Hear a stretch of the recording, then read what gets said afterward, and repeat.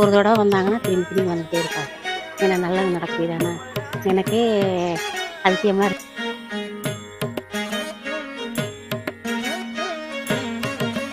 திருமண தடை உள்ளவங்க வந்து ஆண் பெண் யாராக இருந்தாலும் 9 செவ்வாய்க்கிழமை வந்து பாலாபிஷேகம் பண்ணால் திருமண தடை நீங்கி திருமண நிச்சயம் நடக்கும். குழந்தை இல்லாதவங்களுக்கு வந்து சூரசம்ஹாரம் சஷ்டி விரதம் இருக்காங்கல்ல, அந்த 6வது நாள் வந்து சூரசம்ஹாரம்.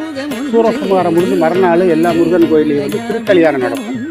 இங்கே வந்து பாலகண்டாயுதபாணி, அதனால் திருக்கல்யாணம் நடக்காது. அன்னைக்கு வந்து சாமி தெப்பத்தை சுற்றி பிரகாரம் வருவார், அன்னதானம் நடக்கும். அன்னதானம் நடந்ததுன்னா குழந்தை இல்லாதவங்களுக்கு நாங்கள் பிரசாதம் கொடுப்போம். குறைஞ்சது ஒரு 300, 350, 400 பேர் ஜோடி வந்து அந்த பிரசாதம் வாங்கிட்டு போவாங்க.